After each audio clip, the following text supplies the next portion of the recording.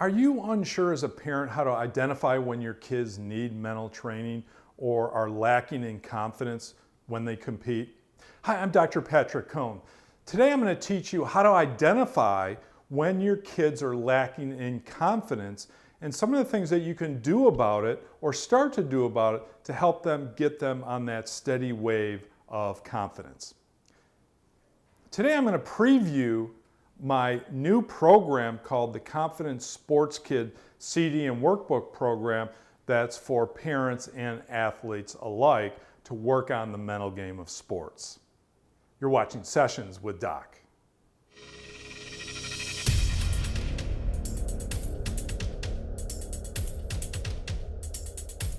So one of the most common questions that we get from sports parents is, how do I know when my athlete's lacking confidence or needs work on their mental game? Parents don't really know what the signs are. One of the biggest signs that you have to look at is, how does the athlete look in practice versus competition? In other words, do they perform freer, more relaxed, and then tighter, more tentative in competition? Well, that's a big indication that they might need work on their mental game. The other one is, how do you determine whether they're lacking confidence? Well, if prior to a game your athletes say, I'm not really feeling too good about this game, or I don't know if I can beat so-and-so, or if they start questioning themselves or questioning their ability to perform, they're doubting, and that's an indication that they're lacking in confidence. So in part, it's what they say to you before a game. The other thing is, do they clam up? Not because they're getting mentally prepared before the game, but because they're nervous and they're anxious before the game. They don't want to say anything or they don't want to talk. So you have to find out, are you just getting ready mentally for the game, or do you feel anxious and nervous? That's another sign that they may need mental coaching. Now, from an observer standpoint, if your athletes are out there and they look like they're performing tentatively, they look like they're scared, like you have an athlete that doesn't go into the corners to dig out the puck, for example, or you have a baseball player that at bat seems to be waiting for the perfect pitch and doesn't want to swing at the wrong pitches, for example. So there's certain signs that you can see that maybe they're not as confident as they really need to be just from an observation standpoint.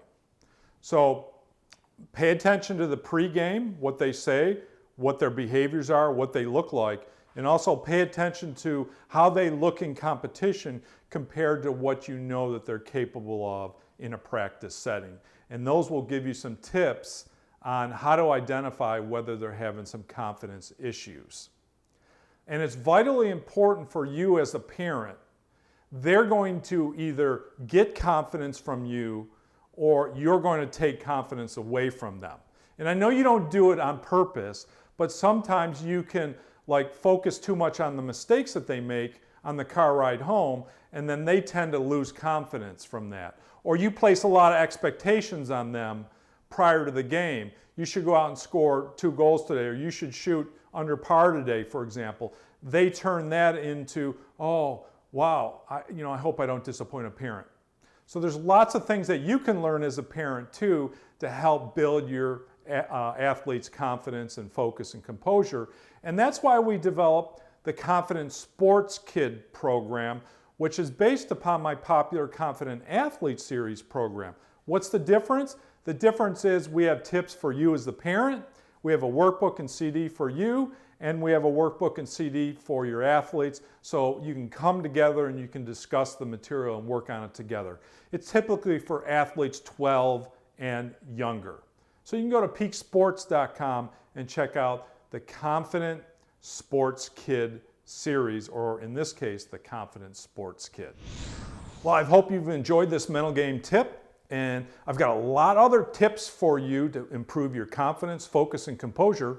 What you want to do is subscribe to our YouTube videos if you haven't done so yet, and you'll be notified when new videos like this come out. In addition, there's another video over here that we've teed up for you to watch in this particular series, again on improving your mental toughness for sports. Hey, if you have a question, go to peaksports.com, click on Contact Us, and send us your mental game question. We can't guarantee it'll be in a video blog, but we'll certainly respond to everyone who emails us at peaksports.com. Thanks. We'll see you next week.